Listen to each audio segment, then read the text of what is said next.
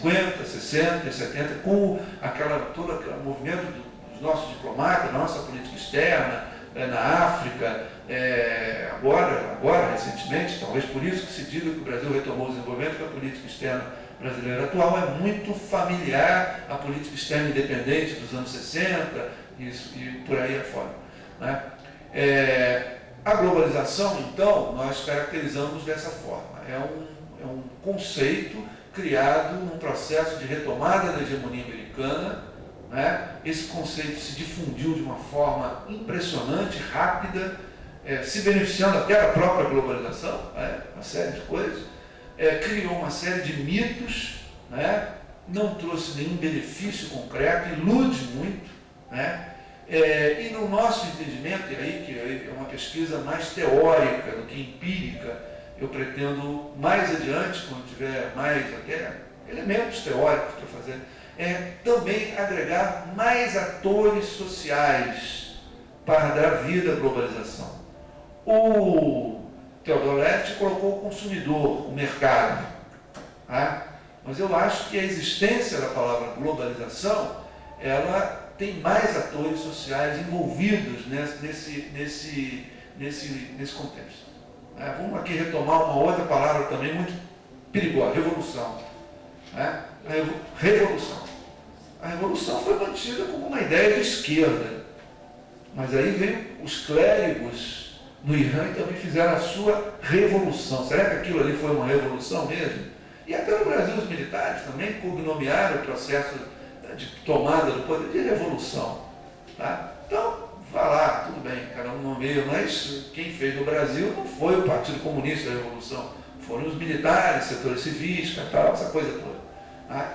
Então, eu acho que a globalização pode comportar, bom, ela representa o quê? E aí é que eu entro com uma questão, e se eu fosse pesquisar corpos, isso aqui é mais uma agenda de pesquisa do que outra coisa qualquer, eu pesquisaria o capital financeiro.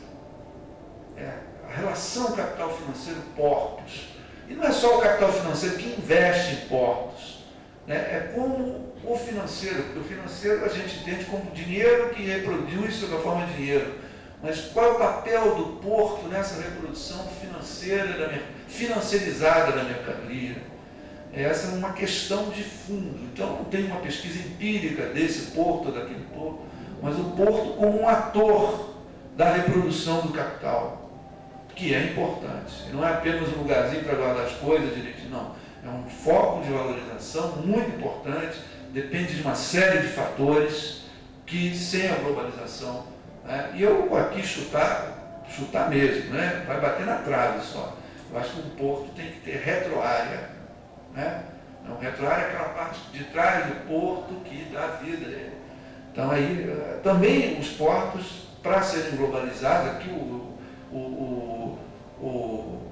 ilustre professor Geraldo colocou aqui os portos de Tubarão e de qual outro porto? De Sepetiba. Sepetiba parece que é o porto que tem maior retroárea, né? E mais do que isso, aí eu não sei a palavra técnica exata, tem do outro lado, do lado do consumidor, né? Eu acho que o capital financeiro,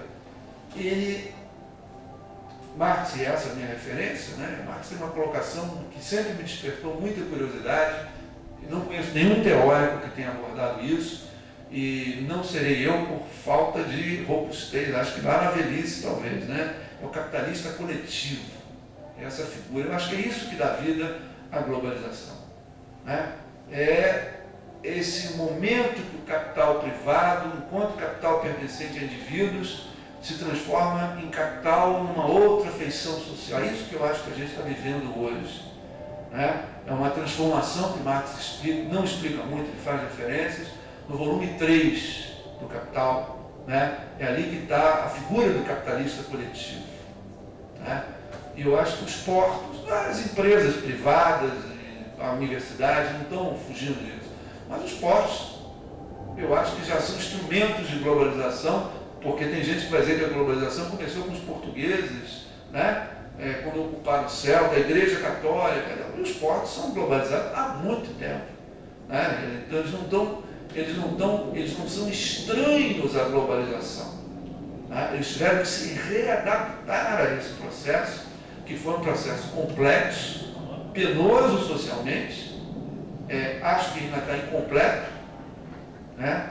Eu tenho uma intuição, acho que vamos ficar uns 5, 6, 7, 8 anos aí, com o Estado intervindo, regulando, e ninguém vai falar em globalização, também não vou falar em Keynes, né? Não vou falar nem que o Estado está intervindo, que nem isso estão falando, né? Muito, né? Mas aqui, quando essa crise econômica passar, a palavra globalização vai voltar renovada. E a gente vai se defrontar com ela. É uma intuição, porque eu não sei o que vai acontecer no futuro. A crise econômica está passando. Tá? Algumas análises a gente está vendo que ela não está piorando todo dia, né? As bolsas de valores, desde o início de janeiro até hoje, algumas ações valorizaram 37%, 40%. Né? Então, sabemos que isso é sinal de que está havendo investimento, está havendo lucro, né? E eu acho que a palavra globalização vai ter história no futuro e ela vai acompanhar ainda o desenvolvimento das relações econômicas internacionais, né?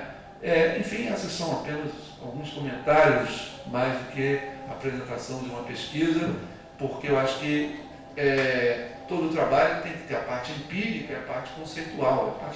Nessa parte com globalização, a gente tem sentido que é muito fraca mesmo. É um conceito que envenena, um conceito violento, tomou conta rapidamente, tão rápida quanto a gripe suína, né? Só que a gripe suína vai passar com vacina, né? E globalização teremos que descobrir, a gente vai ter que descobrir o caminho, né? Se Deus quiser, estarei vivo. Por isso que eu digo sempre, nunca morram, porque a gente tem que ficar vivo para ver o que acontece.